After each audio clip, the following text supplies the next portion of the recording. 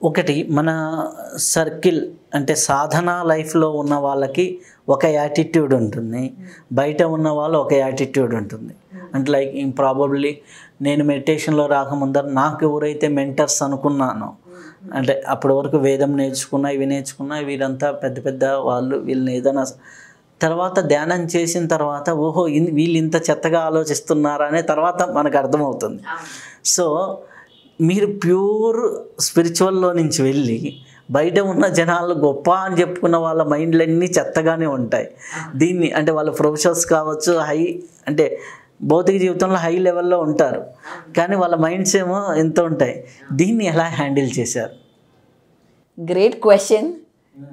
So yes, ఆ problem ఎప్పుడూ ఉండేది. ఇంత అంటే మనం అస్సలు ప్రాబ్లం వాళ్ళు ఒక ప్రాబ్లం అని ఇంత డిస్కషన్ మనం అసలు దాని గురించి ఆలోచించాం. అలాంటి సిచ్యువేషన్స్ నేను అనుకునేదాన్ని, అరే ఏంటి ఇంత చిన్నదానికి వీళ్ళు ఇంత ఆలోచిస్తున్నారే అని. మనకు అది ప్రాబ్లం కాదు, అది అంతా అయిపోతుంది, మనం ఒక ఫ్లోలో ఉండే ఒక తత్వం మంది. సో చాలా అది అబ్జర్వ్ చేశాను, అది చూశాను. కానీ మనం చెప్తే వాళ్ళకి అర్థమయ్యే స్టేట్లో కూడా లేరు చాలామంది, ఇది ఇలా కాదు ఇలా ఉండాలి అని. ఆ టైంలో నేను ఒక విట్నెస్ మోడ్లో, ఒక అబ్జర్వేషన్ మోడ్లో, అప్పుడు కూడా నేను నాన్నతో ఫాదర్తో మాట్లాడేదాన్ని. అరే ఏంటి ఇక్కడ ఎలా ఉండాలి ఏంటి. ఆయన నన్ను యుఎస్కి పంపించింది కూడా ఒక ట్రైనింగ్ అని నాకు అర్థమైంది. అది ఒక ట్రైనింగ్ నాకు అవసరం, అది తెలుసుకోవడం, ఆ యొక్క సొసైటీలో ఏంటి అనేది అర్థం చేసుకోవడం నాకు అవసరం అని నాకు అర్థమైంది లేట్. ఆ టైంలో కూడా ఆయన ఉండి జస్ట్ విట్నెస్, అబ్జర్వ్ ఎవ్రీథింగ్, ఒక మూవీ లాగా, ఒక తెలుసుకో అసలు ఏంటి అని. ఎప్పుడు డిటాచ్మెంట్ అనేది నాకు చిన్నప్పటి నుంచే ఉండింది. ఎప్పుడు నేను అటాచ్ అయిపోలేదు ఏ సిచ్యువేషన్కి, ఏ మనుషులకి. ఆ చిన్నప్పటి నుంచే ఆ ట్రైనింగ్ ఉండింది ఇంట్లో. సో నాకు అది ఈజీగా ఉండేది ఆ విట్నెస్ మోడ్లో ఉండడం. నా డ్యూటీ ఏదో నేను చేయాలి, నా రోల్ ఏదో నేను చేయాలి, అంటే నా కార్డ్స్ నేను ప్లే చేయాలి. నా కార్డ్స్ ప్లే చేశాక అంతే, ఇంకా దాని డిటాచ్మెంట్, ఇంకా నా కంట్రోల్లో లేదు. నేను బాధపడడం అలా ఏం లేదు. ఇప్పుడు మామూలుగా ఏదైనా క్రూషియల్ టర్నింగ్ పాయింట్స్ వస్తాయి లైఫ్లో ఎవరికైనా, ఎమోషనల్ పాయింట్స్ కానీ టర్నింగ్ పాయింట్స్. అప్పుడు ఖచ్చితంగా మనం పేరెంట్స్కి చెప్పేసి ఖచ్చితంగా గైడ్లైన్స్ తీసుకుందాం. మీరు నాన్నగారితో ఎలా తీసుకునేవారు? పత్రిజీ గారితో ఏ పాయింట్లో వారి సలహాలు ఇచ్చారు మీకు? ఐ థింక్ చాలా తక్కువ పాయింట్స్. ఫస్ట్ ఫర్ ఎగ్జాంపుల్, నేను యూఎస్కి వెళ్ళాలనుకుంటున్నాను అంటే ఆయన ఎస్ అనేవారు, వెళ్ళాలి అని. కొన్ని వాటిల్లో ఆయన చెప్పేవారు గట్టిగా ఇలా చేయాలి అని. బట్ పర్సనల్ లైఫ్ విషయాల్లో ఆయన ఎప్పుడూ ఇంటర్ఫియర్ అవ్వలేదు ఏ విషయంలో కానీ. సో ఏదన్నా లైక్ ఫర్ ఎగ్జాంపుల్ కొన్ని రిలేషన్షిప్ ప్రాబ్లమ్స్ వచ్చినప్పుడు నేను డైరెక్ట్గా అడిగేదాన్ని కాదు, అంటే ఓవరాల్గా ఇలా ఉంటే ఈజ్ దాట్ ఓకే ఎలా అండ్ దెన్ అప్పుడు చెప్పేవారు ఆయన, అంతా ఓకే ఎవ్రీథింగ్ ఇస్ ఫైన్ అని, ఏదో వాట్ ఎవర్ ఆ సిచ్యువేషన్కి. సో నేను రిలేషన్షిప్ కానీ లేకపోతే ఇంట్లో ఈ ఫ్యామిలీ సిచ్యువేషన్ కానీ, అంటే అదంతా నాన్ స్పిరిచువల్ సిచ్యువేషన్, ఎలా నేను డీల్ అవ్వాలి అన్నప్పుడు హీ యూస్ టు గైడ్ మీ, ఇలా ఉండాలి ఇలా చేయాలి అని. సో ఆయన ప్రాబబ్లీ నేను ఆయనతో మాట్లాడేది వన్స్ ఇన్ 3 months అలాగే ఉండేది. అందరు నా ఫ్రెండ్స్ అందరు ఎవ్రీడే వాళ్ళ నాన్న అమ్మతో మాట్లాడతారు, నేను అలా మాట్లాడేదాన్ని కాదు. ఆయన బేసిక్గా వీఆర్ ఆల్వేస్ కనెక్టెడ్. నాకు ఎప్పుడు గైడెన్స్ కావాలి, ఎప్పుడు ఏ సిచ్యువేషన్లో కావాలి అన్నప్పుడు కనెక్ట్ అయ్యి డూ దిస్ డూ దాట్ అని ఆయన చెప్పేవారు అనమాట. సో 2004లో కూడా నేను యూఎస్ వెళ్ళినప్పుడు నాతో పాటు వచ్చి అంతా చూసి, ఆయన ఫస్ట్ టైం అయినప్పుడు యూఎస్ వచ్చారు. సో అలాగే మీ మ్యారేజ్ డెసిషన్లో ఎలాంటి గైడ్లైన్స్ ఇచ్చారు? మ్యారేజ్లో ఆయన ఏం గైడ్లైన్స్ ఇవ్వలేదు. ఇన్ఫ్యాక్ట్ మ్యారేజ్ అప్పుడైతే ఇంకా నేనే ఆయనకి ఫస్ట్ ఒక పెళ్ళి చేసుకుంటా అని, తర్వాత లేదు నేను వేరే వాళ్ళని చేసుకుంటా అని, అన్నిటికీ ఆయన ఓకే అనడం. బట్ మ్యారేజ్ విషయంలో కానీ నాకు కానీ మా అక్కకు కానీ ఎప్పుడు ఆయన అదే పర్సనల్ లైఫ్లో ఎప్పుడు ఇంటర్ఫియర్ అవ్వలేదు. తను ఎప్పుడు మమ్మల్ని ట్రస్ట్ చేసేవాళ్ళు, అది మాకు తెలుసు ఆ విషయం.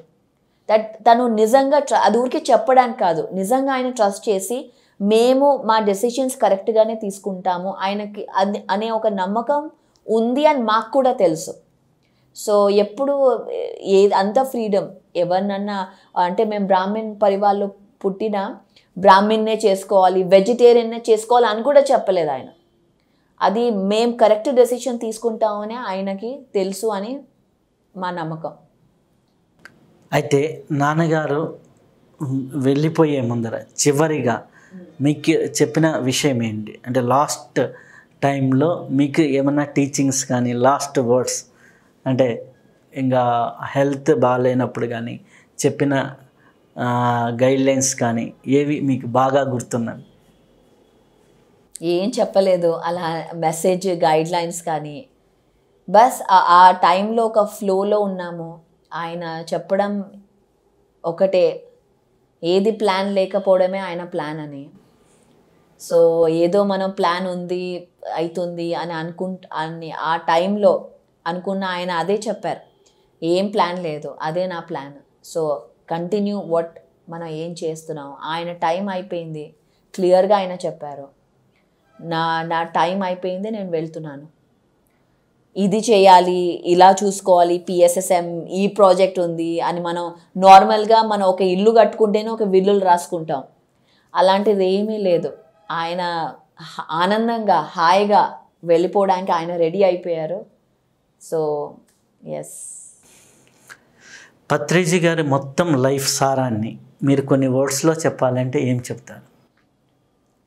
ఆయన లైఫ్ ఒక గ్రేట్ ఎక్స్ట్రాడినరీ జర్నీ, ఎక్స్ట్రాడినరీ ఒక టైమ్ ఆఫ్ ద హిస్టరీ. ఈ యొక్క హిస్టరీ మనం ముందర ఫ్యూచర్లో ఎలా అయితే కృష్ణ యుగం, బుద్ధుడు యుగం చదువుకుంటామో అలాంటి ఒక టైం ఇది. మన అందరం దాని ఒక సాక్షులం. సో ఈ టైం అనేది చాలా గొప్పది హిస్టరీలో. తను వచ్చింది ఒక కలియుగం, ద్వాపర యుగం, ఆ షిఫ్ట్ కాన్షియస్నెస్ని సెట్ చేయడానికి వచ్చారు ఆయన. ఒక నార్మల్ మన ఉన్న మూఢనమ్మకాలన్నీ తీసే వచ్చే ఒక గ్రేట్ మూమెంట్, ఆయన ఒక గ్రేట్ కాన్షియస్నెస్. ఒక మనిషి కాదు ఆయన, ఒక కాన్షియస్నెస్. ఆ కాన్షియస్నెస్ షిఫ్ట్ ఏంటంటే మనం అనుకున్న అబద్ధాలన్నీ ఇలా ఉంటే అవుతుంది, అలా ఉంటే అవుతుంది, అలా ఏం కాదు, మీరు దేవుళ్ళే. ఈ యొక్క సత్యాన్ని అంత సింపుల్గా ఒక నార్మల్ మనిషిలాగా జీవించుకుంటూ ఎలా మనం సాధిస్తాము అనే ఆ సింపుల్ విషయం చెప్పడానికి అతను ఒక ఎక్స్ట్రాడినరీ జర్నీ. సో ఆయన జర్నీ సారాంశం ఏంటంటే ఫ్రెండ్షిప్, అందరూ ఒకటే, ఏకత్వం. అలాగే మనము దేవుళ్ళము, మనం తలుచుకుంటే ఏమన్నా అవుతుంది, మిగతా అవన్నీ ఆ టైం అయిపోయింది. ఒక్కొక్క టైంకి ఒక్కొక్కటి కరెక్ట్. ఈ టైంకి మనం ఆ సత్యం అనేది అంత సింపుల్గా అందరికీ అందించడానికి వచ్చిన ఒక గ్రేట్ కాన్షియస్నెస్. పత్రిజీ గారు ఒక ధ్యాన పితామహుడు, ఈ యొక్క యుగ పురుషుడు ధ్యానానికి అని చెప్పొచ్చు. ఈ పాత్రకి స్వర్ణమాల పత్రిజీ గారి పాత్ర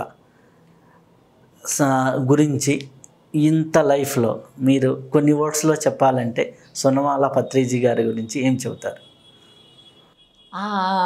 తన గురించి చెప్పాలంటే అసలు కొన్ని వర్డ్స్ చాలు, కానీ నేను ట్రై చేస్తాను. ఒక గ్రేట్ గ్రౌండింగ్ ఫోర్స్. ఈ యొక్క మూమెంట్ ఎర్త్కి గ్రౌండ్, అంత ఎనర్జీ ఎర్త్కి గ్రౌండ్ చేయాలంటే ఆవిడ యొక్క ఎనర్జీస్ దానికి పనిచేసింది. And she's a great nurturer, mother energies, ఒక కంపాషన్, ఒక ఎక్స్ట్రీమ్ ఫోర్స్కి దాన్ని న్యూట్రలైజ్ చేయాలంటే ఆవిడ యొక్క ఎనర్జీస్ అంత బాగా యూజ్ అయ్యాయి. సో షీఈ్ అ గ్రేట్ ఆవిడ డిజైన్ అనేది చాలా కష్టమైన డిజైన్. సో అయినా ఎంచుకొని వచ్చి ఆఖరి వరకు ఉండి కంప్లీట్ చేసి, అండ్ నౌ నెక్స్ట్ విజన్కి ఆ ఫౌండేషన్ క్రియేట్ చేయడం అనేది తన గ్రేటెస్ట్ రోల్.